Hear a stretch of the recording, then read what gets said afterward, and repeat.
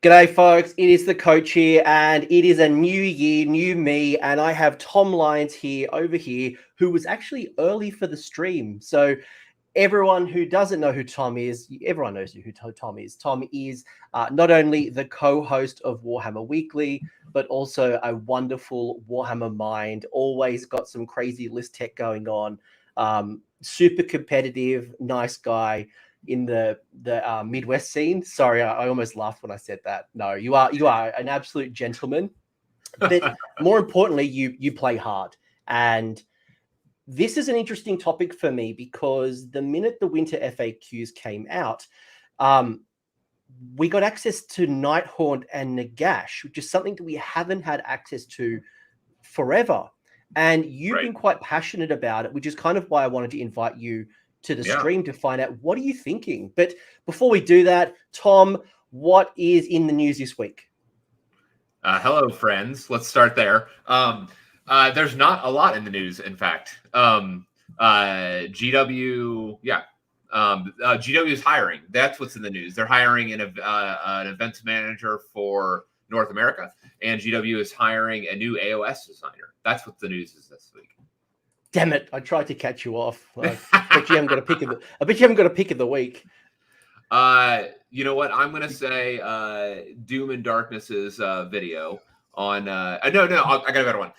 Vince's video about the new things coming for the new year.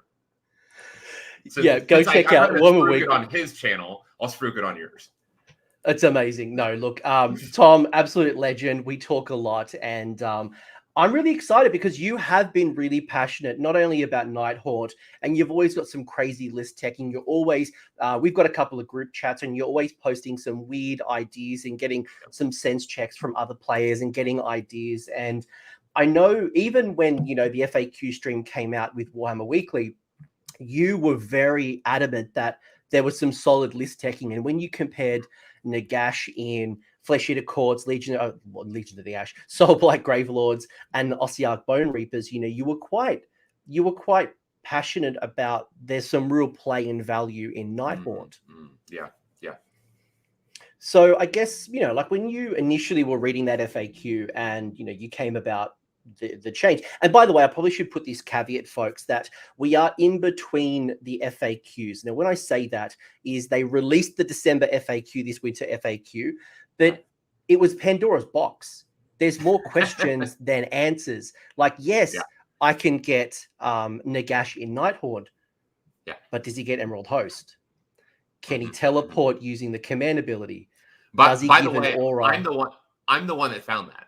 The Emerald Host and began, like, I found that, immediately threw it out to you guys within about 10 minutes of that FAQ dropping. And then everybody's like, wait a minute. And that's Vince is like, well, technically it works, and then the question is it going to stick? And so I know that it is being talked about within the circles that need to make a ruling on it. But the question is do those things work?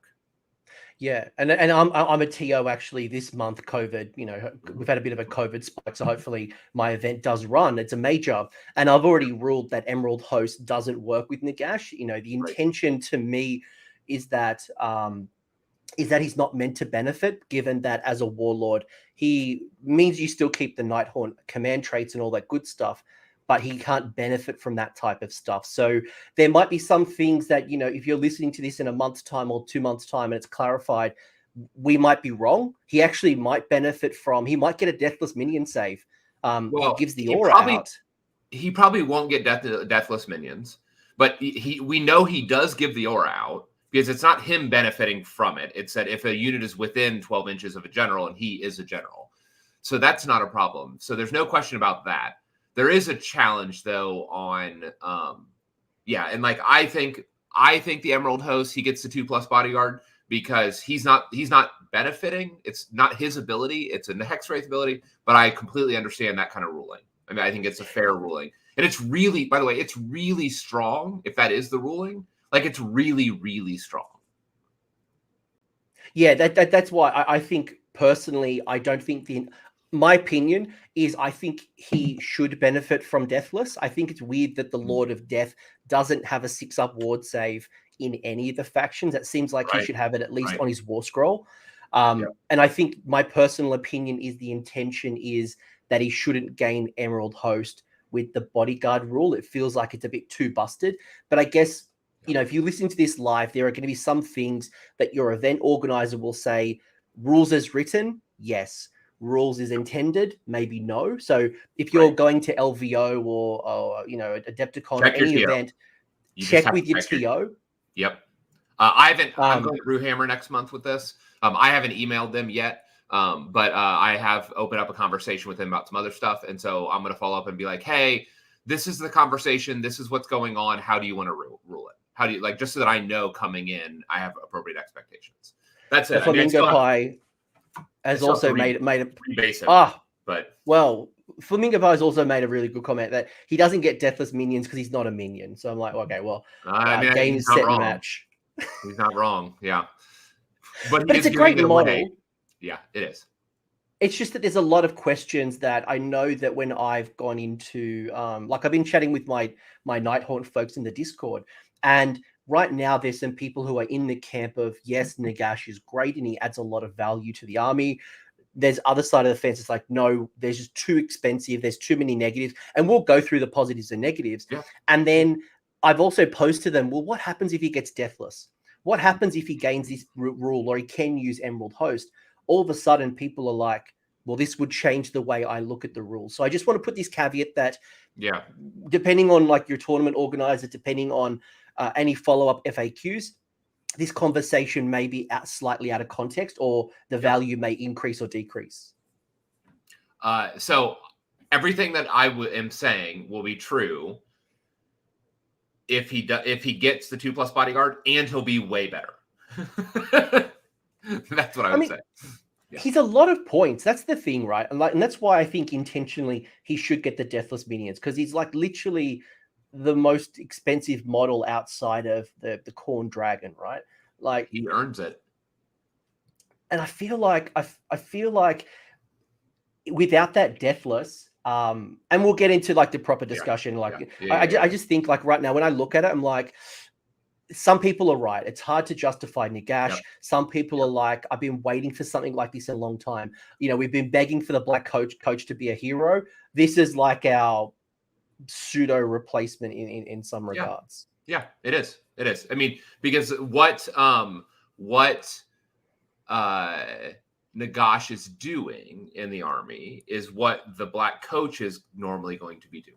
And that what that means is like often it's talked about as like a distraction Carnifex. Like you're going to jam Nagash down their throat.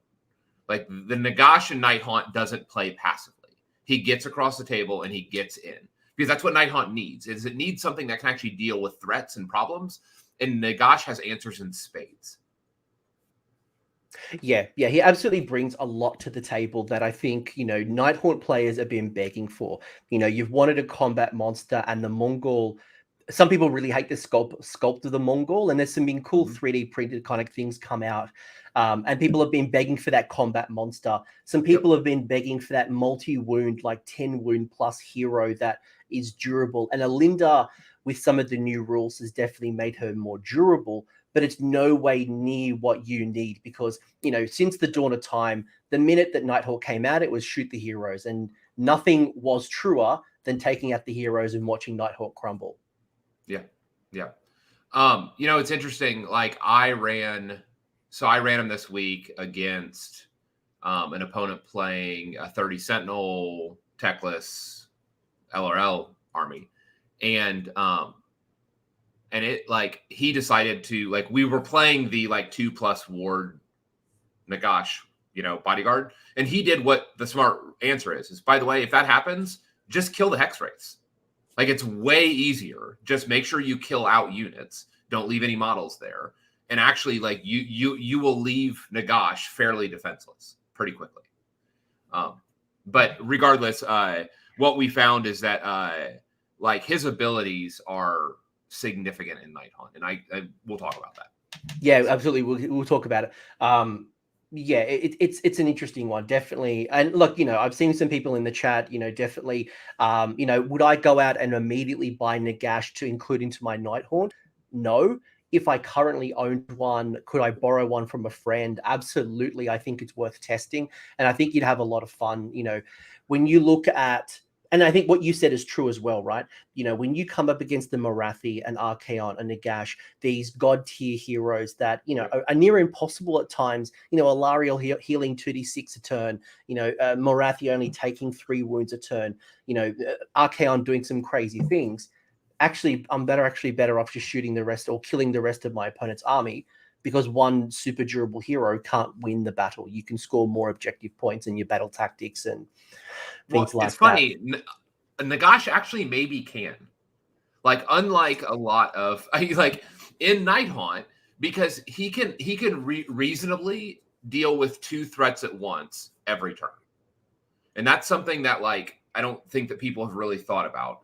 But because he can spell down one enemy, and with the Nighthaunt buffs, he's going to melee the other enemy. Yeah. And we'll talk about that. But like yeah. And I do want to ask you about the spell lore. And the minute I looked at the spell lore, and then I saw this one particular spell, because I wanted to ask you, being a super caster, like Nighthaunt has good spells, maybe potentially one of the best spell lores in Death. They but do, your but they didn't have casters any good are not casters. that good. Exactly. Right. Then when as I'm looking through the 6, and I'm like, okay, there's like an immediate one. And you're right, like, people know. And by the way, I just want to give a big shout out to my man Poet. Thank you so much for the super chat. Much appreciated. But when you look at, Nighthaunt, like, there's been things that people have been begging for. You haven't had the supercaster, you haven't had the combat monster, you haven't had this big hero with lots of wounds.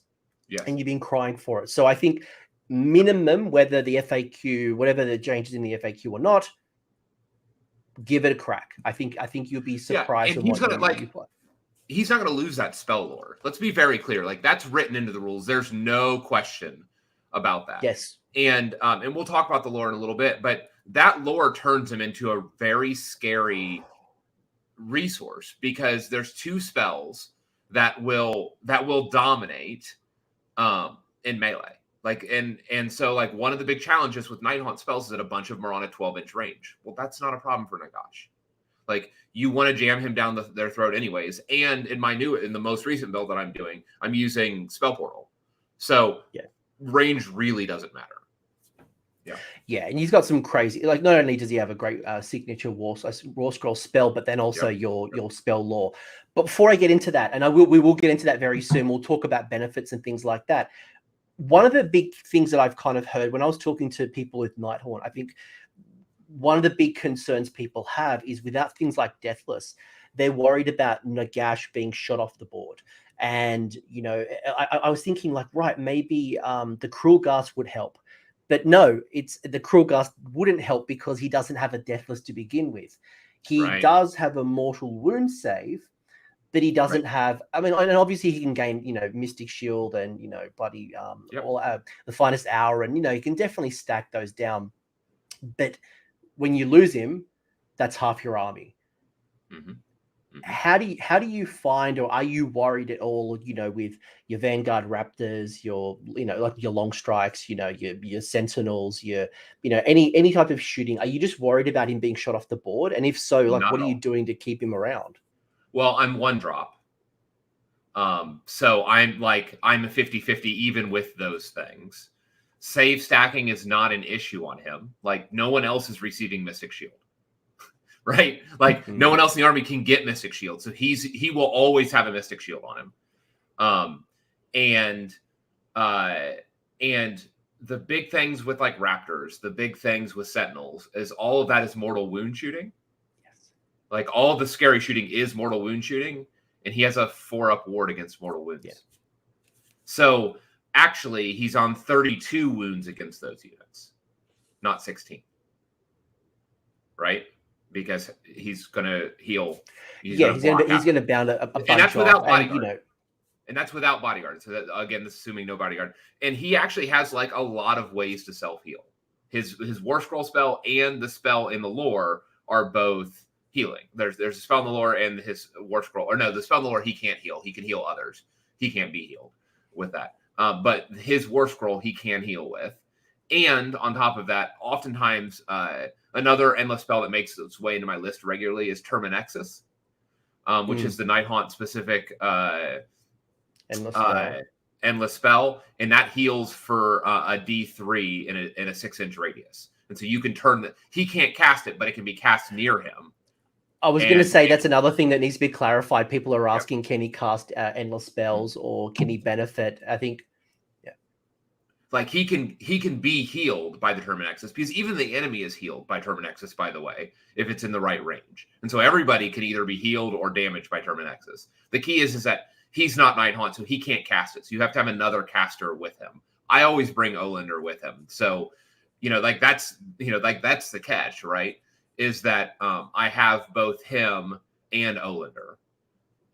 And so real decisions have to be made. And even if he's not getting the 2+ bodyguard, Olander is. Yeah, and that's kind of what I'm seeing with, some of the lists. And as I've been thinking about it, whether you take, and I mentioned the Cruel Ghast as a great example, or you take Lady O, or you take both of them. If you take Lady O with Nagash, you're now at around, 1,300 points approximately, 1,200, 1,300, which doesn't leave you a lot of fat. And one thing that you definitely need is bodies on the table. And you need those great screens to protect Nagash, to actually do what you want to do, because Nagash will not win the game alone. Not fully, but I mean, I'm trying to set the scene, because I think some people are going to look at this like 500 1,000 points. You see Morathi, for example, and Morathi can help you win the game. Nagash has the tools, but you need to be smart. Yes, and Nagash, again, if you're tag teaming Nagash with Olander, which is like basically what I ran was I had bodies on objectives, and then I had this unit of Olander, Nagash, and 2 Hex Race units. And actually, the Hex Race screen, just great, right? They're also 4-up save, 6-up deathless. So they're actually amazingly hard to kill, right? And if you don't kill them out, both units will refill every turn if you go down to 1 model. So, and that's what we haven't talked about yet, is that by far the most impactful ability that Nagash has is his ability to refill 5 units with 4 models each. It's 3 models plus 1 because of what his ability is. It's 3 wounds worth of models plus 1, which is with Nagash's own ability that says whenever a unit regains models, you add an additional model. That's right. So what happens is that with those 3, let's say it's Hex Wraiths, that's 3 wounds. You get 1 Hex Wraith plus 1 more Hex Wraith from Nagash's automatic ability, no points spent. Olander's a general and Emerald Host, so she can trigger it. And within 12 inches, all units within 12 inches add an additional 2 models. So if I think that's key as well. Yeah. And I think it's key as well to remember that it's models, not wounds. So the way you think about it, and I'd be curious to hear from you, because I think a lot of the lists that I've seen been running around is people are using Nagash with Alinda or the Cruel Ghast, but they're using Chain Rasp and they're using single wound models. While you've definitely got your Spirit Host, you've definitely got things like your Hex Rays, you've got other multi-wound models. And the way that all of a sudden then changes the game with bringing back 3 wound models as opposed to 1 really does make you durable. And by the way, Alex, I'll bring up one of Tom's lists about mid to late stream. So we'll put all this kind of into context. But what I don't want to do is just chuck up Tom's list and go, well, why has he done what he wants to do? I want to get into the mind of Tom to go, how did he get to this point? And then we can obviously get into it later. Yeah. But that's cool. What I did want to think about though is Broken Realms, Be'lakor brought out. We've talked a lot about Emerald Host, and we've talked about the bodyguard. Whether you're going to bodyguard Alinda or some other hero, or whether you're going to bodyguard Nagash. Outside of all of them get bodyguarded. Yeah, but I'm saying Nagash though, the Nagash might not get the bodyguard. We don't know that. Sure. But let me point out that if you have another hero that's your actual general, Olander in Emerald House counts as a general. So you're that bodyguard is actually going on at least 2 heroes if Olander isn't your general, isn't your chosen general. Yes, spot on. Yes, absolutely. So you have multiple options, which is why Nagash potentially can benefit because Nagash acts as your general, even if not general. So, it means you've got multiple generals. But I was going to ask you more on the other side, which was the Reichnor side. How do you think about Nagash in Reichnor's condemned procession? Is it the same type of value, or does he increase or decrease? I think it's still good. I do. I mean, in Reichnor's condemned, what you almost have to do in my mind is run blocks of 20 chain rafts and I would probably run blocks of 20 chain rafts. I would run 2 chain gas, and I would run one. I would run one. What's his face? I would run one. I'm blanking on there. I literally have him right here. It's all good. Yeah, like Guardian of Holes. The Guardian of Souls. Guardian's Holes, Spirit Torment, 2 chain rafts, some blocks, 2 chain gas, some blocks of chain rafts. And then that should put you around your point. If you do like 3 blocks of 20, that should put you around your points. It does. Like when I look at Reichnor's Condemn, it definitely does incentivize you to go those single wound, or like, you want to flood the board with those chain rafts, chain gas, your stalkers, your hordes. Like you want to get those bodies on the table because there's just so many benefits to the keywords that things like Hex Raids and other types of units probably. So it's kind of going down that route. Right. It's just not as efficient. Like the model return is not as efficient when you do that. And that's the challenge. Because of the wounds, because of the multi-wounds that a Hex Wraith is bringing compared to a Chain Rasp. Yeah. No, it's interesting. I think it's good stuff. And I think definitely, and the next question I want to ask you, is from a competitive point of view, because like if you look at any of the statistics, any of the tournament performances, Nighthaunt is probably in some of the lowest, in that they're in that low band of like Gits, Beasts of Chaos, Khorne to a degree, especially Khorne now that you can't have Archaon in Blades of Khorne. Yeah. Well, you can, but it just doesn't benefit from it. Does Nagash in Nighthaunt change the competitive landscape? And if you go to an LVO or something, a Adepticon or some type of big tournament, what kind of expectations could you have by having Nagash with your Nighthaunt?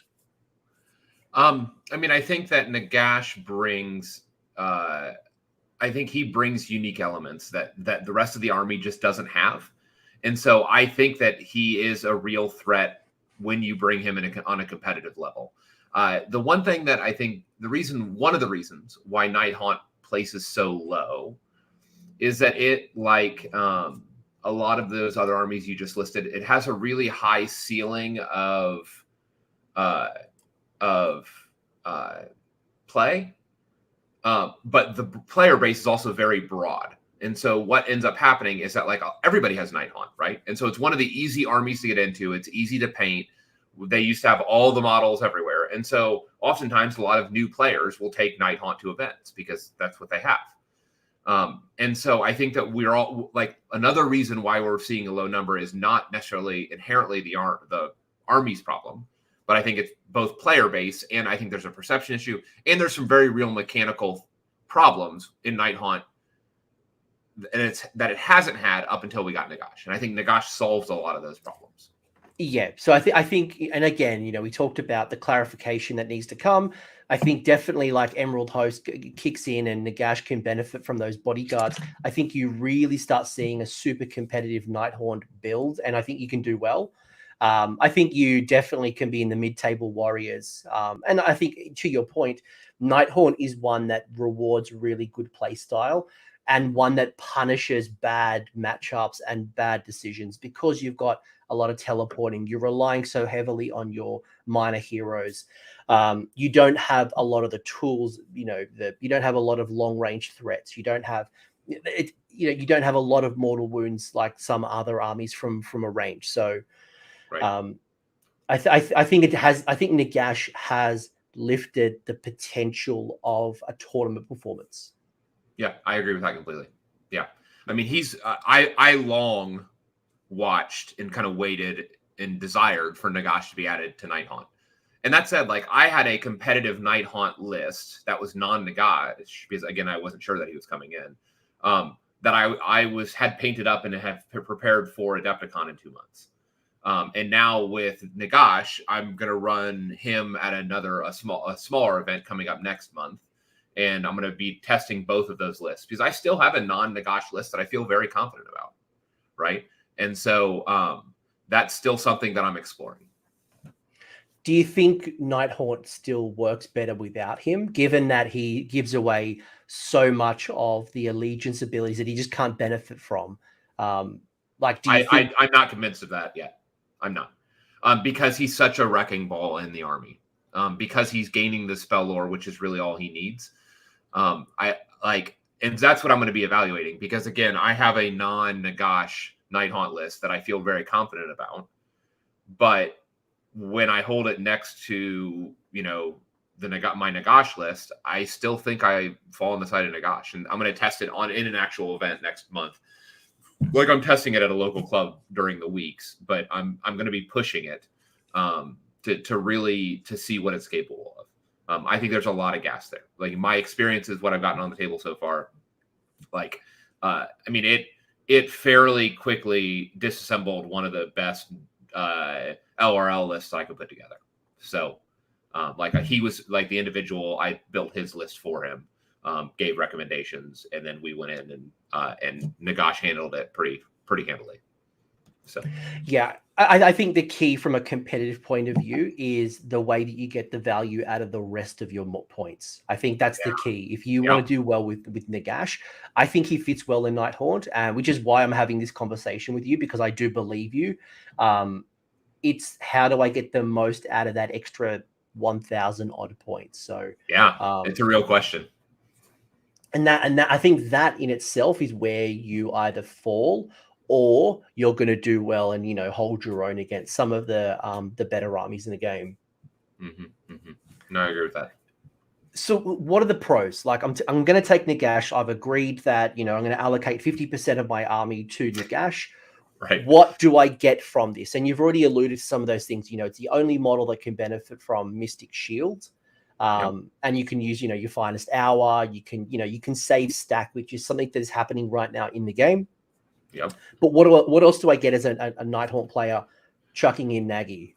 Well, in my opinion, like the biggest kind of gas, right, for Nagash is his ability to refill 5 units with 3 wounds worth of models, which it's that ability combined with the fact that whenever models are returned to a unit, they get 1 additional model. And so for Hex Race, between him and Olander, like I said, you'll return 4 models with 1 command point, because his ability to choose 5 units is not command point dependent, and Olander's is. And so again, 1 command point gained 4 Hex Race back to a 5-man unit. And so what that means is that you have to kill out those Hex Race units every turn. Otherwise, every time in your hero phase, they refill completely. And that's just that is backbreaking to the enemy because it's just so many wounds to chew through. It also means that Olander is functionally immortal, because if you have 2 units of Hex Race near you, they can just keep bodyguarding for her on a 2+ bodyguard. And so, and it's interesting. I remember talking to Jack from Rerolling Ones, and I think we had the same experience with Alinda. And that is, I've never really seen Alinda in play because she never gets to play. Like the minute you see Lady O on the table, she is the number 1 target on the table. You take her down quickly, and you don't get to see the fruits of your labor. But when Nagash is on the table, I feel like he's now going to be the destruction card effects. And Alinda, who has great rules and great abilities, is going to be target free doing her thing.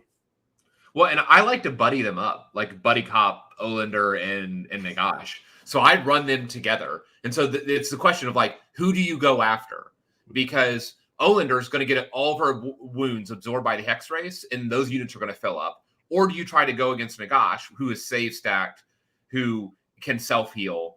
And so there's just not an easy solution. And the problem is that she's dumping mortal wounds all around her, to all the units. And then Nagash oftentimes is casting a couple self buffs and then machine gunning down arcane bolts. Yeah. And so what he's going to look at a unit and go, take 7 damage, or take 6 damage, right? From 6 arcane bolts that he has preloaded. And then with Olander, her mortal wounds are going to burn. So you have a 10 wound unit, they will just burn that unit down without anybody being in combat with it. Like a 10 wound unit every hero phase. And so the two of them together are just an insane wrecking ball. You got to remember, like, Olander's spell gives in a unit -1 to hit, gives any other unit attacking that unit +1. So all those Hex Race move to hitting on 2s, and Nagash moves to hitting on 2s. Again, without a command point. And so, like, it just the two of them together are they are a wonderful combo. And with the board size getting smaller, that area of effect for mortal wounds coming out has become so much greater. And when you then add Nagash with, something like the Umbral Spell Portal, you can then reach out and touch those enemies that are sitting outside of that area of effect bubble. Yeah. Or if there's that superhero and you're having troubles taking out, again, an Archaon, some other, obviously not Marathi, but, other models, you've got that reach out and touch me, Hand of Dust, and potentially, poof, you're gone. Yeah, I mean, so you've got a lot of tools. Suddenly things like Techless, right, are simply a liability. If Hand of Dust is in play, Techless is a liability. Or Archaon, or any of those other big models. Even Giants. Like, Giants is a wonderful thing in this army, because traditionally you haven't had a good solution against Giants, right? Like, they're just, you're going to have to grind against them. Well, Hand of Dust deals with 1. No, you can't Hand of Dust. No, you can't Hand of Dust in Omega. You can do that does D6 models. Yes, it does D6 models. Sorry. That's correct. But you also have the Nighthawt lore spell that throws dice equal to their wounds characteristic. So you're going to throw 30 dice, and all the 6s are mortals. 35 dice. That's a lot. And then obviously the combat monster that Nagash uses as well. So you can actually go out and take down. And now we know Mega Gargants can't self-heal in combat with the heroic action, and Amulet of Destiny has now been changed. So taking down a Mega, and I think it's probably one of the problems, right? Megas have been running around the mortal realm stomping outside of like body blocking from the objective, using bodies just to stop them from getting onto the objective to begin with. You haven't had a lot to kind of take them down. You don't have the tools. Yeah. Some of the other things.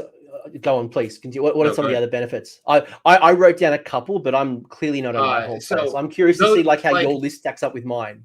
I think the command point ward save ability to increase the ward by 1. I think that is a trap. Not always. Like what I mean by that is this. I don't think it's a use every turn ability. Like, if there's a fight that you are grinding, I think that's but in my list, I don't have the extra bodies to have masses grinding. And so I think that ability, for example, is way more useful in a Reichnor's host, Reichnor's Condemned, instead of a Emerald host. Yeah. In Reichnor's Condemned, I think that +1 ward will get more use, just because you're going to have the bodies to do the grinding. You might be able to fit a Cruel Ghast in the list that I was trotting out just a couple minutes ago, which means that you'd move to a 4-up ward, which that's pretty hot, running Chain Rasps on 5-up 4, 5s and 4s. That'd be pretty exciting. So I don't know, is the answer. I those are some abilities that are good. Yeah. And I'm gonna do a Vince right now and tell you to not tap near the microphone. Sorry. It's one of those nervous tics that I have. It's all good. It's all good. It's I think the other challenge is, I feel like the Cruel Ghast. I feel like when you start adding Nagash with Olinda and then the Cruel Ghast, you're really struggling for bodies. And I feel like you've got either a Cruel Ghast or Olinda. It's hard to justify both of them with Nagash, because then you've got 500 points. I mean, I'm running three heroes in my list, but I'm not running a Cruel Ghast, because again, I don't think that he's worth it, and he's not he doesn't fix the problem, which is mobility. And so I think that there's a better hero for that. And that's what my list is, and we'll talk about it. And yeah, to the point, Void Spark, we will go through one of the lists. But I think one of the reasons why we don't go immediately to lists, folks, is because I don't want to tell you that Tom's list is the list. And if Tom's talked a lot about Hex Race, for example, and you might not want to run Hex Race, you might want to run Spirit Host, so you might want to run Chain Rasp, you want to run something else. I want to show you how Tom got to his list, and then you take what you want and then build it into your mold. So as an aside, Nagash's model refillability is fantastic with Spirit Host because again, they're multi-wound models, and so like that is a great unit to add to refill with Nagash and or with Olander's ability. Yeah, I agree. Or the Black Coach. Black Coach does a D3 models as well. A lot of people don't realize that. Would you run Nagash with the Black Coach? I feel like the answer is no. So it would, if I did, it would be in Condemned, or it would probably be in Condemned. It would not be in. Let me just say this: I would not do it with Olander. So it's either Olander or Black Coach. And if you did Black Coach, I think Black Coach is the solution in Condemned. For instead of running Olander, because you don't want to run Olander in Condemned, she's not a general, so she can't use her command ability, and she's just a liability because she doesn't have bodyguard. So you would, if you wanted to, you would replace it with Black Coach, who'd refill a D3 models. Interestingly, you could get the command trait Lord of the Spirit Hosts and then fill a D3 models with it as well. So you could put that on a Dreadblade Harrow. Dreadblade Harrow to refill a D3 models near him, D3+1 because of Nagash. And then the Black Coach would be a D3+1 because of Nagash. And then you would have probably a Spirit Torment who's going to do 2d6 chain rasps when he refills that +1. So like you could already see, like you're just looking for bodies and just refilling everything. Which is why Reichnor's Condemned definitely benefits you more than going Emerald Host. But, you can, I've seen some interesting lists with Olinda in Reichnor's Condemned, but you've got to get additional heroes and bodies to kind of surround and support her. Which Nagash takes that takes those resources away, I guess, is the key. Right. When I wrote my list, I'm like, what does Nagash bring to the table? And you tell me if I'm off the mark or if there's some things that I've missed, right? So we've already mentioned the safe stacking, Mystic Shield, all that defense, Finest Hour, all that good stuff. He is that hero that has lots of wounds, again, something you've been begging for. And it does mean that if you are going to use Olinda with the Emerald Host, you've now got two super durable, survivable heroes that, if nothing more, you're going to have around the table. You're not relying on these 5 wound minor heroes that could be shot off by Lumineth, Daughters, Stormcast, Cruel Boys. Like they will take those minor heroes down. To take Nagash and Olinda with the bodyguard is a tough challenge. We talked spellcasting. I think brings a really valuable spellcasting, and I think we'll get to that in a minute, like with the spells. I wrote down that he's a combat monster. So given that, again, you don't really have a big combat monster, and the Mongol and the Black Coach aren't reliable. I haven't found like the consistency, and like with the Black Coach is great if you can power up early. Yeah. I mean, like he is so dependent upon his buffs to shoot across the table, but once he does, he gets run and charge, and he gets his rerolls. So like, I love the Black Coach for 200 points, or 220, what he used to be.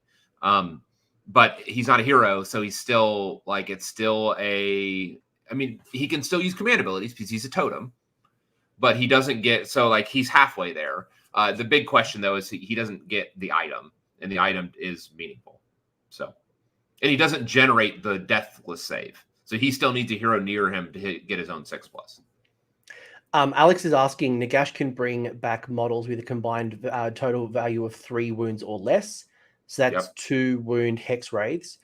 Supreme Lord of the Death said +1 model. Olinda brings back another model. Where's the 4th? So Supreme Lord says that whenever a model is returned to a unit, add 1 additional model. Right? Let me pull it up on my phone. Keep going. I'll bring it up. It's fine. I'll bring it up. Okay. I did have the rules up and I closed that, but keep going. And so I'm pretty sure that does not keep him from benefiting from his own restoration. Supreme, when you use an ability that returns slain models to a friendly, So his own ability is generating 3 wounds worth of models, which is 1 Hex Race, and his Supreme Lord of the Undead adds an additional 1 to that.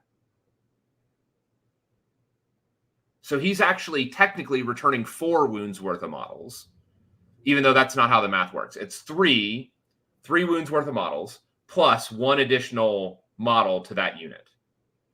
So Nagash, when he uses his ability, is going to return 2 Hex Wraiths. And then Olander is going to return 2 Hex Wraiths. So Nagash, if he was returning a Spirit Host, I think, are 3 wound models. And so he would still return 2 Spirit Hosts to a unit, I believe. Again, I think they're 3 wound, not 4 wound. Nurgling. I'd have to list tech, and I'm sure people are going to. Yeah. I have to look at the rules for this one, but there's a question mark there at best. We'll have to sit down and look at it properly, but I don't think it impacts the would you take Nagash or not. We'll look at the rules later, folks, or maybe if you're watching this later, you can re-look at the interaction. I already have it. They are 3 wounds each. So, cool. So Nagash, when he uses his own Lord of the his refilling ability with Supreme Lord, he returns 2 Spirit Hosts. Yeah, so it's 3 wounds. 3 wounds, which is 1.5, which is 1.5, and then the 1 brings you up to be the 2. Yeah. Yep. Cool. Interestingly, you do the same thing with Life Swarm. So, like, if you cast Life Swarm in this, originally Life Swarm was in my list, and it just was redundant because I had too much model restore. But Life Swarm, when you cast initially, you get a D3 wounds worth of models. So you get 1 on average. If you roll a 2, right, or 3, you get 1 Hex Wraith, and then you return an additional Hex Wraith. So Life Swarm, the first tick does that, and then when you cast it, and then you get 1 immediately at the end of that hero phase. So Life Swarm itself will return 4 Hex Wraiths on the first cast. And what I just found is that it was just too much. Yeah. That was my problem, was that suddenly I realized I just had too much model restore because I didn't need ever to cast Life Swarm because between Olander and Nagash, I could keep everybody topped off. But in a Reichnor's list where you're bringing lots of single wound, that'd be a different story. But I think in your exactly right. in your more of an elite, whether it's going to be Hex Rays or whether it's going to be your Spirit Hosts, it was too much. But if you're going to go with Reichnor's and chuck down lots of 20 wound, 30 wound units, all of a sudden, then you definitely would go the multi-restore. Mm-hmm. And it would be good. It would be solid. So, yeah. What's the negatives? What's the cons on taking Nagash? I've got 4. He can only be in 1 spot on the battlefield at a time. And so he doesn't benefit from any of the height and mobility of Nighthawt. So that he really is wherever he is. He doesn't benefit from a lot of the standard protections. So he doesn't get Lookout Sir, and he doesn't get a Deathless save. So if you can get somebody that's high rend, neg 3 rend into him, you can drop him. You can bring him down. What else? See, it's interesting because when I was thinking about who would drop Nagash the fastest, my Cities of Sigmar instantly kicked in, and I'm like, Iron Drakes with 30 shots at Ren -2 with 1 Ren -3 shot in there. Super consistent attacks with the Warden King. And obviously the bridge has changed slightly. But right now, Living City is a very popular build. You put on Iron Drakes, and if they can shoot on Nagash, they'll take him down into 1 turn. I just don't think he's got the tools to handle that. Yeah, I mean, if they he could feasibly, honestly, because they're 30 shots. Yeah. If you double reinforce them, it'd be 30 shots. Ren -2. Ren -2. So you pretty consistent attacks, and then he's got I'm pretty sure there's a Ren -3 shot in there that does D6 damage. It is well, the D6 because he's a monster. Yeah, for the Troll Hammer. No, the reality is a good Nighthawt player will whenever they're going to come in, finest hour, and he should be Mystic Shielded. And so that means that he's going to be on a 3-up against Ren Neg 2. So your math, like, it should be close, and he should survive. And if he survives it, then they're in trouble. Or if you get double turn, you're screwed. Exactly. Or double turned. Yep. Yeah. So, yeah. I think that's kind of what scares me. Like, it's not the mortal wound stuff. It's not the sentinels. It's not the bow snakes. They just don't do enough attacks. And you've got the 4-up shield to kind of deflect that. It's the high rend, high damage, consistent, regular shooting. And if Carriage and Overlords drop from the sky and just did like a concentrated attack, that might be enough as well. But it's not. They don't have enough rend. Might. Yeah. I played KO. They don't have enough rend to pick him up off the table. So not in the current meta that we're in. Yeah. Well, who knows what's coming? But like, I think my point was more just like this consistent, lots of shooting. Yeah. A lot of KOs rend -1 actually. Now I think about it.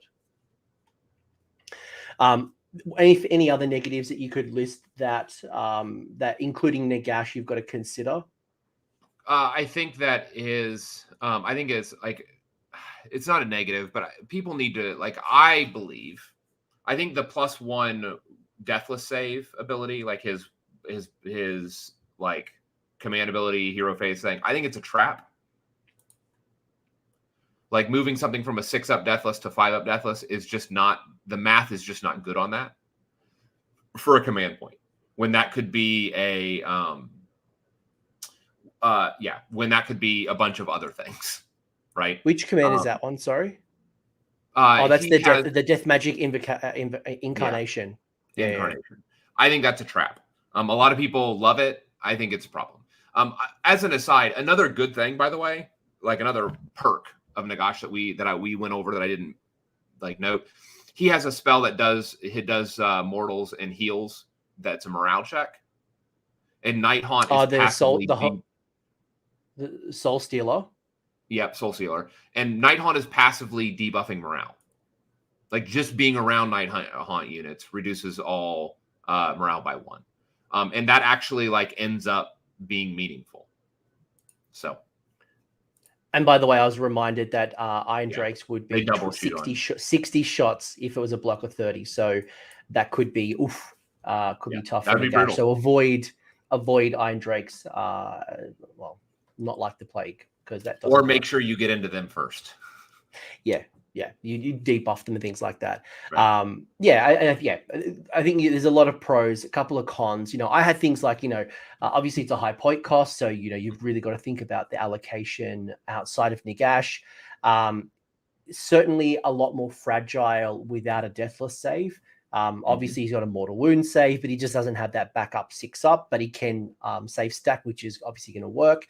If you're building and you love things like the Cruel Ghast, definitely doesn't work with Nagash. So maybe leave the Cruel Ghast at home. It works if they're buffing another unit.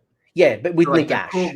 Yes, but Nagash himself, that's not going to keep him alive. Right. Yeah, correct. Like I'm saying, like not specifically on Nagash. And then the other one, which is kind of like a con, but it kind of not, is you've got less heroes that can do the allegiance heal, but you've just got to be smarter with the Nagash heal. So you can't flood the board with 4 to 6 little heroes and trying to max the heal that way. You'd have to use it through the Nagash. So you got to be smart again with how you bring back or heal models. Mm-hmm. Mm-hmm. Yep. Agreed. All right, let's talk with spell lore. We've got to the good stuff. Like we've been kind of like this feels like been holding this back. You got 6 spells. In my opinion, and I think we both agree, you got a great spell lore, a really good spell lore. Man, like their spell lore is just like it is made for a melee caster, right? It is made for somebody who just wants to mix it up and cast spells. And the reality is that like they've never had that. Like even giving like Olander or whoever, like none of them are real good combat monsters. And so Nagash just eats that spell lore up and it's gold, just pure gold. I was reading some of the spells, and I'm like, this takes me back to Daughters of Cain, where like Mind Razor was casting value of 4. I'm looking at this going, Reaping Scythe, casting value of 4. Shade Mist, casting value of 6. Spectral Tether, casting value of 6. And even Life Stealer, which everything. Yeah. But that's what I was thinking. That's what I was thinking. Like, I'm like, okay, Life Stealer is casting value of 7. It's the hardest spell you've got in your lore. And for most players, like, no, Life Stealer. Right. No, Life Stealer is Nagash is +3. But yeah, Nagash is +3. But so he casts 4. Yeah, good. In any other army, casting a 7 is like a 50-50. But with you, it's just like even a casting value of 7 is just like it's auto done. Like it's So let's talk about this. So the two things that transform Nagash into a caster who gets into nerd fights and doesn't punch too hard, and a combat monster, are Reaping Scythe. Reaping Scythe casts on 4. You choose one of the caster's weapons, which is going to be Neb Kafar or whatever the big sword is. And that weapon is now reroll all hits and wounds. So it's on 3s and 3s, neg 3 rend, d6 damage. Okay? 4 attacks. And so he's going to go to 3s and 3s rerollable. You're a command point away from being 2s and 3s. If you really wanted to go all out, you can command point, Finest Hour, and be on 2s and 2s rerollable, neg 3 rend, d6 damage. It's pretty good. That's the combat monster that you've been lacking for a long time. Right. It's like now, and he has other attacks in the fight. Yeah. But if he just had that would be good. But he also has Soul Cage. And so what that allows Nagash to do is to choose one unit, lock it into combat, because with Soul Cage, that unit can't retreat. Okay? And they always fight last in the combat phase. And so now Nagash gains a reroll ball, hits and wounds on his main attack, and forces a unit to fight last and not be able to retreat. Who is a good recipient of something like Soul Cage with Nagash in mind? Well, 2. Like, so 1 would be if you're multi-fighting, which I find myself multi-fighting a lot. Like I'll come in on like with my Hex Race and Nagash on like 2 units. And so you Soul Cage 1 unit, which allows you to prioritize the other unit, right? With the attacks of like my Hex Race on them, whittle that unit down. So that weakened unit can either hit back on the Hex Race weakly or attempt to hit Nagash, which is going to be meaningless. And then it allows Nagash to then turn and just smash that unit off the table. Alternatively, you could use the like can't retreat debuff on stuff that likes to retreat. Like I think about a lot of the drifting units. We've talked about these before that like have the 6-inch pile-in. Oftentimes, what they will do is they will retreat and then pile back into combat. You lock them down. Sisters of Slaughter are another example that are going to like retreat and charge, or retreat and drift in. You can lock them down. Bloodthirsters, when you got the is it the Incessant Rage is another good example of that. Yeah, you don't see it very often, but Squigs can like bounce out of combat. That move is technically considered a retreat. I believe like the roll 2 dice because it's a move out of combat. Yeah, it's definitely different to what the Blood Knights do. Actually, there's probably another good example, right? Oh, would you be able to block off Blood Knights from getting out? I don't know. I have to read the ability. If that's considered a retreat, then they can't exit.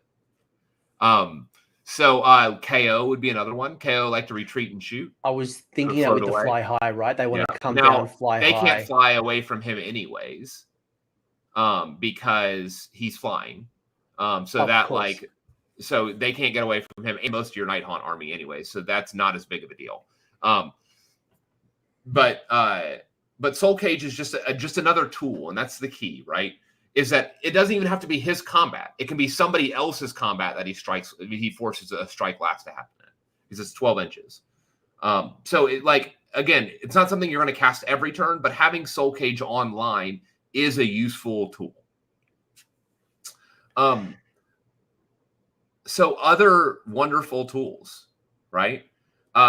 They have Shade Mist, which you choose a Nighthaunt unit within 12 inches. and people attacking them have -1 to wound. -1 to wound is one of the most powerful, potent debuffs in the game because there are very few bonuses to wound. And so moving someone from a 4 to a 5 is just crippling. And you've already like sorted out there to hits. So they're already on the reduced number of dice on the profile, on their progression. And so Shade Mist is just a wonderful tool. If you're curious about how good it is, just go look at Fire Slayers and how important Hermdar has been recently. Look at the Frostheart Phoenix, like that has been a great model since the dawn of time because of that one ability. Its points have gone up significantly over time, and regardless of what it is, as long as it does that -1 aura, it's always been great value because, to your point, there's so few things. There's probably more things now that give you a +1 to your wound than there ever has before, but it's still scarce. Yeah, it is super scarce as an ability. Life Stealer is obviously the go-to, like when you need it. Do D3 mortals, and then however many mortals the enemy suffered, Nagash heals that much, and which works well with his own damaging spell that drains life. More situational is Spirit Drain and Spectral Tether. Spirit Drain cast on a 4, so which basically if he doesn't miscast, he casts it. You roll another number of dice equal to that model's wounds characteristic. Each 6+ is a mortal wound. So that's what I was talking about, hitting that giant, like super high wound monsters. Giants are the best target for that. It'll do it. You'll roll dice for every wound on their chart. So which for a Mega Gargant is 35 wounds. So it's 35 dice wounds. You're going to roll on a 6. You'd have to do the maths. I'm sure it averages at what? 7, like probably 5.5 wounds. Yeah, 5.5 wounds or so. And so, which is not bad for a spell, right? To knock 5 wounds, 5 mortals off. And then if you had a couple of Arcane Bolts up your sleeve, you throw Reaping Scythe down, you'll pull down that Mega. Yeah, you'll lift a Mega every turn. Between this and like Olander's Mortals and stuff like that, you will lift a Mega every turn, which is pretty good. Spectral Tether. Finally, it's Nagash or whoever casts it can heal a Nighthaunt hero within 12 inches of D3 wounds, and so this is great for like topping off Olander, right? Like because what I will often do is let like the first couple wounds through on Olander and let her check on her stuff, and then 2+ save everything else, so that when the healing happens, like in the hero phase, I can heal all of those all the way back up. So the answer is not to like keep wounds off of her. It's to put 1 or 2 wounds on her and then refill it later for free.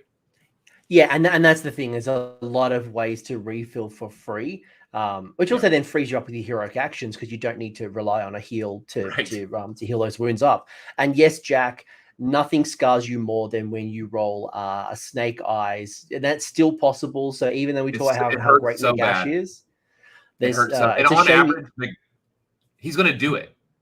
Yeah. On average, statistically, in the first 4 turns, you're gonna drop a Snake Eyes. So you cast your most important spells first. Right. You just have to. You have to because it's just painful, man, if you drop that Snake Eyes. Because you lose all the rest of your spells. I remember. Don't know.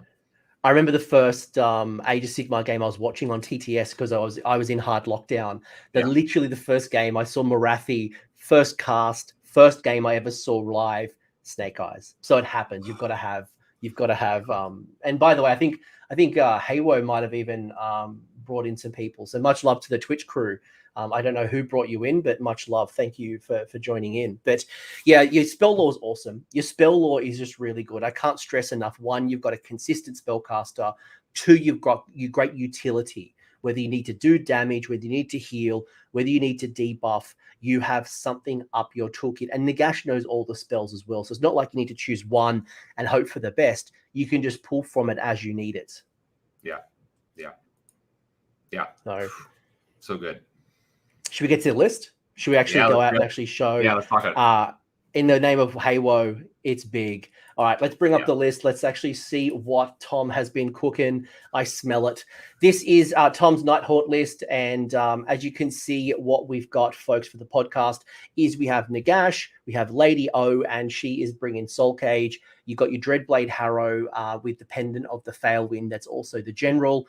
You have 3 units of 5 Hex Wraiths, 2 units of 10 Chain Rust Horde, so no reinforcements here.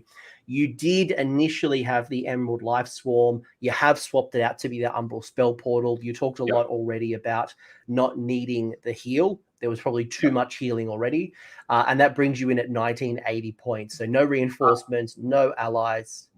The other variant of this that I might consider running would be to drop the Spell Portal and tinker around with the units themselves. And so maybe one possibility would be to upgrade like a Chain Rasp Horde to another Hex Wraith unit.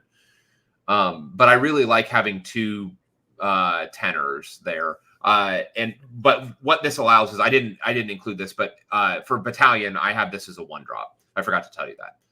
So as this stands right now, this is a 1-drop. And so most of the time I'm choosing who goes first and who doesn't. Cool. And so by the way, if I added any more units, I would go to 2 drops, which is why I'm not using those 90 points to add like Banshees or anything like that. So I guess this kind of just to reinforce this is not the one golden list that rules them all. No. Don't take this list and run it at your next GT and expect to go 5-0. This is Tom's thinking, an example of how he's maximizing. But I think what I'm seeing, from people who are playing this, and I want to get Tom's thoughts on why he's gone this way, is there are ways to, max out on Chain Rasp. Yes, we've already talked a lot about Spirit Hosts. We got the Dreadblade Harrow, but you could do the Cruel Ghast as an example. You could bring the Guardian of Souls. So there's a lot of tinkering and tweaking that you can, I guess the whole point is you want to maximize the remaining points that Nagash is not taking up. So at the moment, you've got 1,045 points to play with. Yep. So what I did was I went with, I cannot shake the Dreadblade Harrow General. As much as I've tried, I love it too much. And so he is my general in here.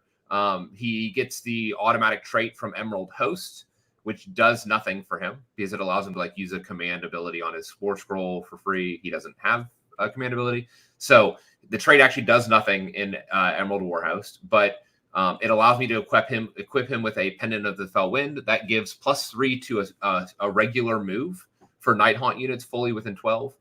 And so what this does, actually, it's really interesting because all 3 of my heroes are generals. So in Emerald Host, you've got Lady O is general. Outside of when we're in Reichnor's Condemned, she clearly is not. So all 3 of those, and I know it's actually a question I want to ask you. Yeah. If you've got Lady O and you've got Nagash and you've got the Dreadblade Harrow, all 3 of them are generals. What does that mean to you by having generals? What that means is that I can't. So the most powerful ability in Nighthaunt is the ability to spend a command point. It's one of their default abilities to spend a command point and pull a unit from anywhere on the battlefield and redeploy it within 12 inches of the general. In this instance, I have 3 generals. Now the question is can Nagash, it's not clear who is utilizing this ability and who is receiving the command of this ability. Let's be very clear about this. And so the way that it's worded, it's unclear whether Nagash can use this or not. That you need to talk to your TO. But as a TO running a major this month, I would be okay with him to benefit from that. So to your point, he's not benefiting because he's not even targeted by it. No, so when I say benefit, I mean to the teleport towards Nagash. Yeah. Okay. So to pull units near him. Okay. Yeah. Correct. The way that I normally run it, normally the way I run it, I have Nagash and Olander together, so it's not going to matter on the battlefield because Olander's going to be near enough to bring the units near the 2 of them, anyways. But the key is that the Dreadblade Harrow fixes the one problem that you have. Okay. So the problem that you have in Nighthaunt is bodies when you have Nagash, right? And making sure those bodies are where they need to be on the battlefield. The big thing about the Dreadblade Harrow is that he picks up at the beginning of your movement phase. He can pick up and redeploy anywhere on the board 9 inches out from the enemy. Okay. And so what that means is that you can pick him up every single turn, put him anywhere you want, and then spend a command point at the end of the movement phase and drag any other unit within 9 inches of him. And so, like, in my game that I played on Monday, I dropped a bunch of chain rafts behind the Sentinels, and the Loath player, like, pushed up hard and tried to, like, swing away from them, and which was just a distraction for me because he ended up pulling off an objective. And so the very next turn, I just teleported the Dreadblade over there and drug those 8 chain rafts onto that objective. Because, again, it's supreme mobility. So the key is that the Dreadblade moves your army anywhere you need to be to take objectives. Are you finding that valuable in the early game, given that you've got the ability to come from the underworlds? No, or are you finding that is turn 3 to turn 5 taking objectives? Yeah. Because here's the question: can you guard all of your objectives? Can you leave units on there? If you can't, Nighthaunt will steal those objectives in turns 3 to 5. Always. Yeah. And that's what this army is doing, right? Is that, like, I can leave the chain rafts hordes in the underworlds, drop them somewhere, knowing that even though I drop them there, the very next movement phase, I can move them anywhere else on the board with the Dreadblade. Okay. So the interesting thing here is that since he's general, he also gains the bodyguard, the 2+ bodyguard from the Hex Race. So if he's near a Hex Wraith unit, he's also on that really hard to kill, just like Lady O and possibly Nagash. But on top of that, as if that utility is not good enough, he's also bringing the Pendant of the Fell Wind, which in a 12-inch bubble, he's giving +3 to movement, which moves your Hex Race to 15-inch move. Which is pretty good. Just a little. And again, board size has changed a little bit. Yep. Great as well for your battle tactics. And it does mean that, scoring some of these battle tactics, you've got options towards the back end. And I think it's probably one thing that I'm noticing as well. People burning the good battle tactics early and then finding themselves towards the end quite hard. Things like Savage. So that gives you just more utility, whether it's through the underworlds, whether it's through the teleporting, whether it's just having really high movement as well. That just gives you so much utility that you can respond appropriately to the game that you're playing, or the battle plan, or whatever it might be. And I think, again, this is kind of where Nighthaunt can take a high skill level, because you're making a lot of micro decisions and you can be punished if you make the wrong ones. To be clear, somebody made a comment about Lady O not being a general. In this list is Emerald Host. He did not put it on the top, but this is an Emerald Host. Apologies, yeah. Yeah. So all 3 of these models are generals. Yeah. Yes. So in Reichnor's, no, it's not a general. Right. But in this list, what we are doing, this is and we already talked earlier that in a Reichnor's, we wouldn't be building around Hex Rays. We'd be building more around the single wound, chain rust, things like that. Yep. Again, a lot of the abilities are more keyworded towards that. But in Emerald Host, this is the list. So you got three units of Hex Rays, you got your 2 units of Chain Rust. You've kind of anything else about the heroes? Maybe I know you talked a little bit about the Pendant of Fell Wind. Anything else? Lady O's spell is amazing.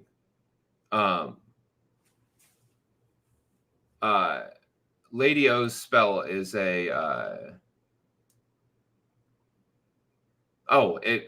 maybe am I imagining that she gains the gains general in Emerald Host?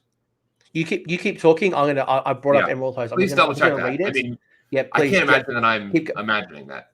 Keep going. Okay. So I'm running. So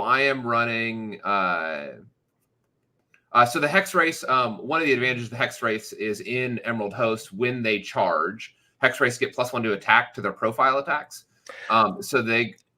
All right, I just want to clarify this, and I remember, so there is an ability that you can make her the general, but it was from a War Scroll battalion in Broken Realm. So it was the Sorrow Mourn Choir that if you took the battalion, it gave, and Lady O is treated as the general in addition. So, and we know now War Scroll battalions are no longer, they're a narrative rule. So so this out, folks. No, Lady O is not the general. Put it on the timestamp. I'm wrong on that one. So noted. All right. So Lady, it doesn't change too much. No, I would still run Dreadblade Harrow as my general. To be very clear, for the teleport. The teleport, relocate your units. Yeah, that actually makes me want to rethink some of this, at least. That's good to know. All right, I'll put you on the spot then. Yeah. I'll put you on the spot then. 2 questions. One from the chat. Why Spell Portal over the Terminexus? Because Nagash can't cast it. And that makes it not reliable. Okay. And in general, like Terminexus is really good, but like the heal is an AoE heal, so it's going to heal everybody in the area. And oftentimes Nagash is going to be in combat, and I think that, like, again, I could be wrong, but I'm pretty sure it will grab them in the healing. I don't think it's just friendly models. Yeah, it heals a D3 wounds to all units within 6 inches, and so it becomes a liability in combat. I can't heal in combat reliably. That's the challenge with Terminexus. Why not go Geminids instead? That's a great question. Umbral Spell Portal, like Geminids would be great. Umbral Spell Portal lets me hand dust people at distance. That's why. Yeah. So that obviously changes the game if you if a Linda isn't the general, which outside of that War Scroll Battalion that is no longer match play legal, it does mean that a Linda doesn't gain benefit from the Emerald Host Hex Race bouncing mortal wounds, which means the Dreadblade Harrowed and Nagash could depending on TOs and further clarification, which then makes you wonder, do you allocate 200 odd points to Lady O? You might do it. You might not. You might go the Cruel Ghast or a Black Coach, or you might go with some other particular model. Yeah, I'm gonna have to chew on that, because the answer here may be to drop Lady O, trade her for a Black Coach, and then trade Spell Portal for a 3rd unit of 10 Chain Rafts. To gain more bodies, to gain more battlefield presence, and the coach is also going to be returning a D3 models as well nearby, which is just going to ramp that stuff into So I wouldn't mind adding a Black Coach to this. You could switch out Lady O. You'd obviously lose the AoE kind of mortal wounds that Lady O offers, but in its place, you've got the Black Coach that brings a lot of cool stuff, and you probably don't need, so it's question mark, but I think we're kind of seeing some live discussions and thoughts about the value of Lady O in versus not. Yeah, and CW Kreiner, you'd ask, like, why heal, just do damage? No, I agree. The damage is amazing. Like, 24-inch range functionally, 6-inch bubble around it. It's great. It really, really is. But again, it damages your units. So, like, you have to be careful how you deploy it, because it's going to damage your own units. And so, so you're relying on a not as strong caster, and you risk your own stuff. So you just I like to be very clear, I really like Terminexus. I just think that Spell Portal's doing more with Nagash specifically. And another Hand of Dust. Yeah, I was just going to clarify another thing that was brought up that was a really good point as well, is that Lady O's command ability is based on the fact that she's the general. So if you're not getting it from the allegiance, which we now know can't happen, then again, does that further devalue Lady O in this type of list? So I think the big I think the answer might be yes. Like, I think the answer might be yes. Given, like, again, I was sure that she was getting, just like Reichnor gets general automatically in in Reichnar's Condemned. I was sure that she was getting an Emerald Host, but again, I must have imagined that. That was a War Scroll that brought her in. I think I remember looking at the War Scroll, thinking that battalion was amazing, and I was hoping that they would bring that into match play for 3E, but they haven't done that yet. But again, who knows? But there we go. So question mark Lady O, and if people are listening to this wondering, how can Tom... maybe it's in the new Nighthaunt book, and I'm playing from the future. Oh, we got the hot exclusive here, folks. Tom is telling us what's happening, but maybe like I think it's great that you've got some flex. I think regardless of how you build the particular list, I said it right from the start. This is about showing you the examples, and it's been more about how do you build out Nagash into this list and get the most out of it. And do you think about the bodyguard repositioning if you only have the Dreadblade Harrowed? Maybe you dip slightly out and you reallocate those points somewhere else. I think there's a question mark that, but everyone again, like bring the Terminexus in, bring in more of those little small heroes. Reinforce those chain rasps once to have a block of 20. I think the world is your oyster, but Nagash, there's a lot of benefits here. Yeah, I mean, he's so strong, and again. You can always you lose the mobility, but you can always make her general. And if she's general, then she can use her command ability and she gets intercepted still. And that's still strong, right? You just lose the ability to teleport to the ultimate flexibility, right? And then at that point, then you drop the Harrow probably. And you do somebody else for, that's the other alternative. You make her general, you make Nagash general, and then use the additional 20 points. You can get a 120 point unit.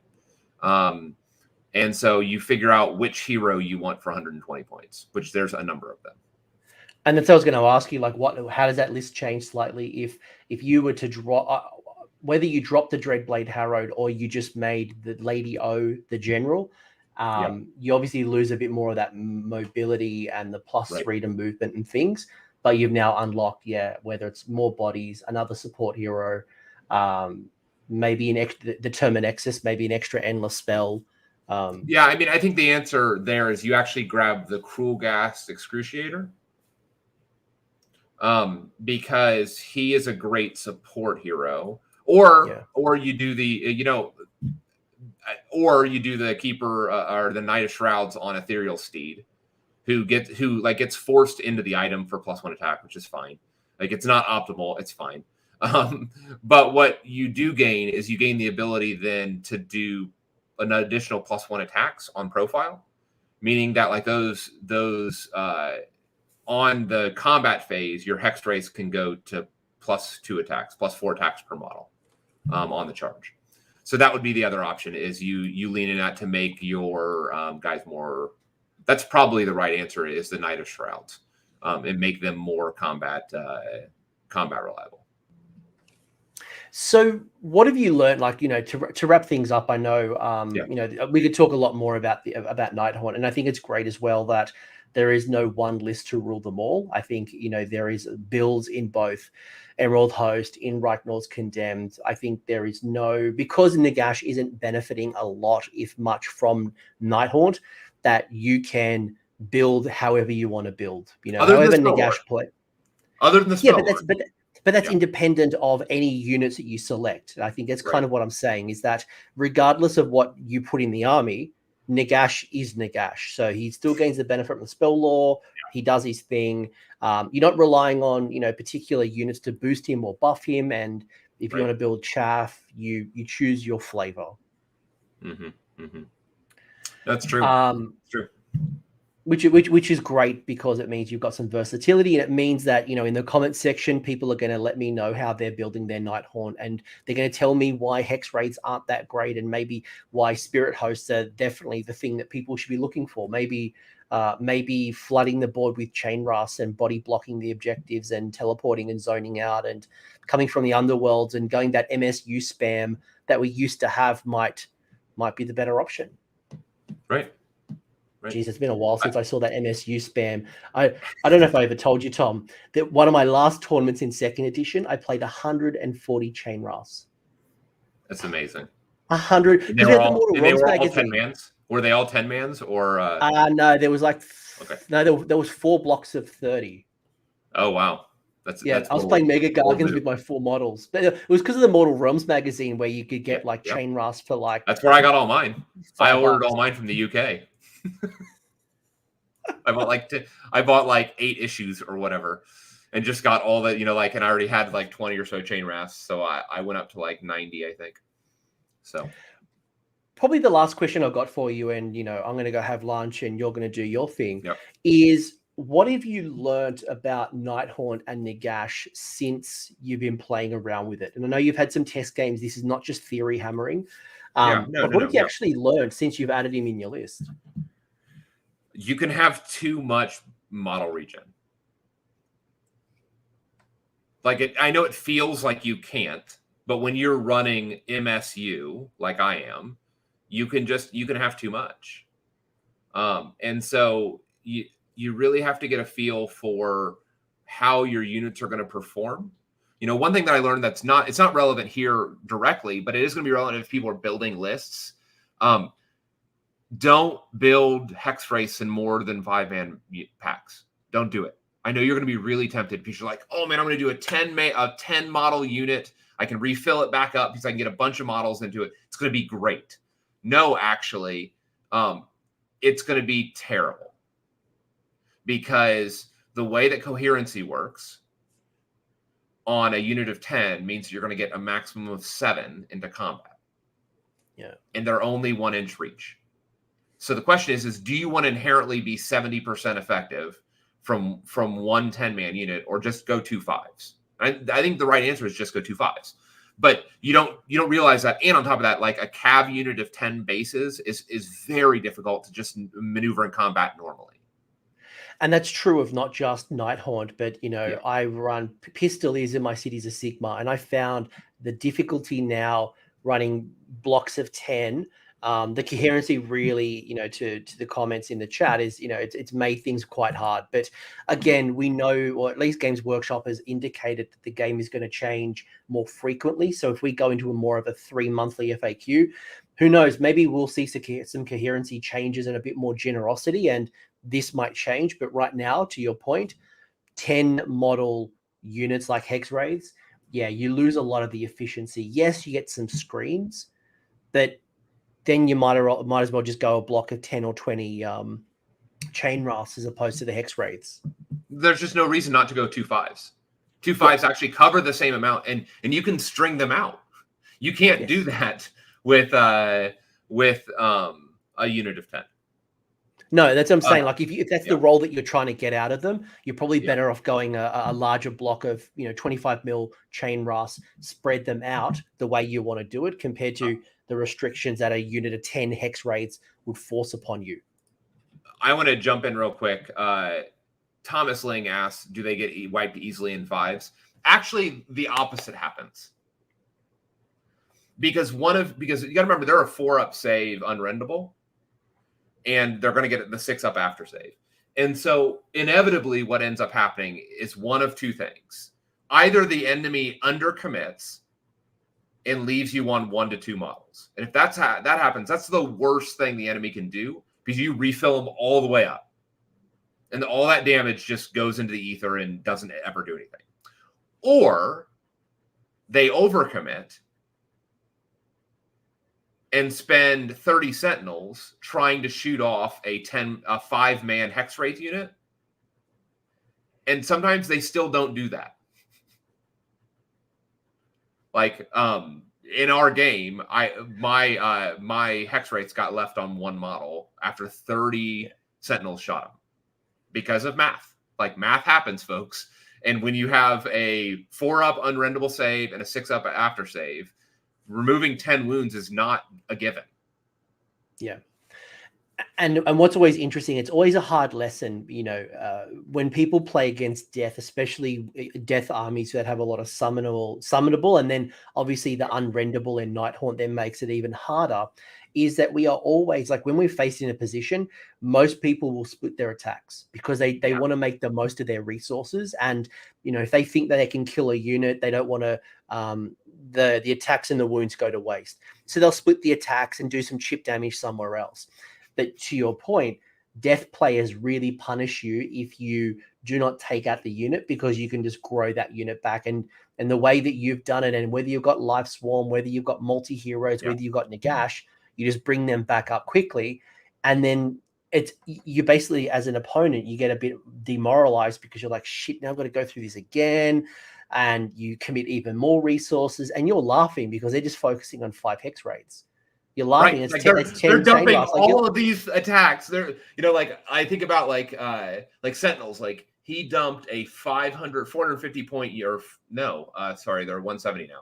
He dumped a 510 point unit, all of their attacks into a 150 point unit, and I brought all the models back. Like that means that it's doing its job. And without a shadow of a doubt, Ray, Age of Sigmar is absolutely superior than 40k. There's no question about that, and there's no debate. So thanks for tuning in. I much appreciate it. Age of Sigmar #1. Anything else you've learned about Nighthawt before we wrap this up? I think I haven't played against this yet. I'm looking forward to seeing what Nagash brings to the table. I think if I'm a Flesh Eater Court player, first off, I'm a bit sad. Like, why am I even getting Nagash? There's some real friction there to begin with. Why is Nagash there? Release, is it Ubarash or Ushanti, whatever the leader is? Usharan. Usharan.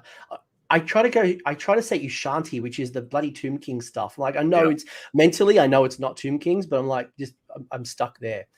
Anything else with Nighthawt? No, although I will say for Flesh Eater Courts, there may be a list there with the mass ghoul, the one court, not Hollowmorn. What's the one that's the like the all of the ghouls, like the heavy ghoul list? You know what I'm talking about? Yeah, it's Hollowmorn. No, it's the first one in the book. Like when you flip through, it's the first of the. I'm literally gonna look at the book. Don't worry about it. People can choose the next Warhammer Weekly and learn that one. So there's a list there. So sometime my son is building is doing a Flesh Eater Courts army, and so he obviously is super interested. Morgaunt is the answer. I think there's a Morgaunt list there with all ghouls and Nagash, with maybe a courtier or two. Or maybe like a aberrant ghoul king to summon some some additional 20 block. Yeah, I think that there's some interesting gas there for Flesh Eater Courts.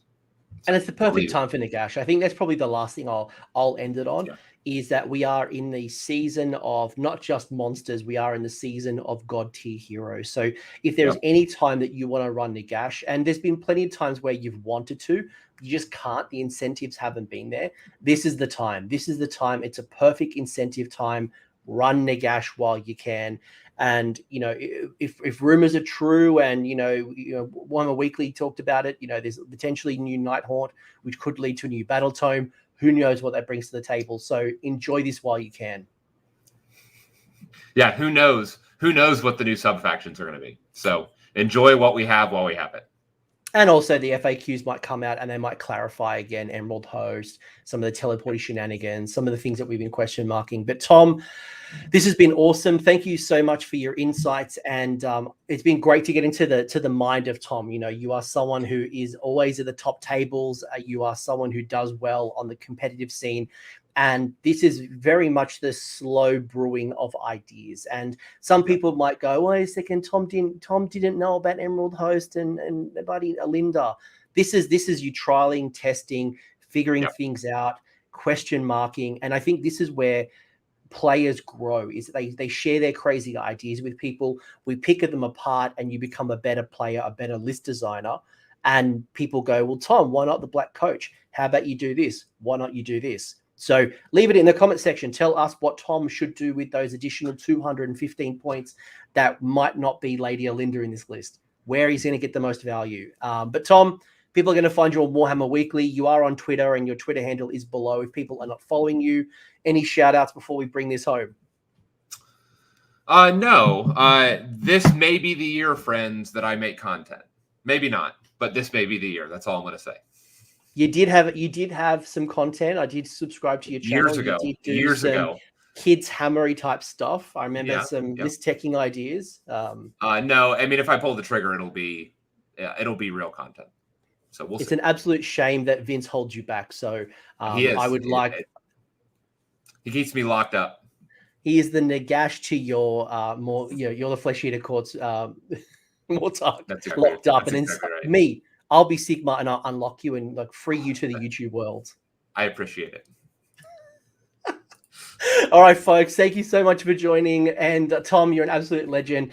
And last of always, people, if you have ideas and thoughts and comments and you disagree with what Tom said, or you've got some things to expand upon what he has said, leave it in the comments. I'd be curious to hear from you because I think there's some real gas in Nagash. I think people are still working it out. I don't think there is the single list. I think, you know, as players, we can all kind of grow with the ideas. So leave them below. But Tom, thanks very much. And thanks, everybody. Thanks for sticking around until the end. I hope you found that video interesting and you walked away with a few new ideas. If you did, I would appreciate it if you hit like on the video, as well as left me a comment. Let me know what your thoughts are in the comment section below. The conversation will continue over on Discord, so links down below in the episode description if you want to join the Discord and continue the Age of Sigmar conversation. I want to give a massive shout out as well to these absolute bloody legends, these champions who have continued to support me through Patreon or YouTube members. That is going directly into supporting the maintenance and the growth of this channel. So thank you very much, guys. Much appreciated. And until next time, roll more sixes.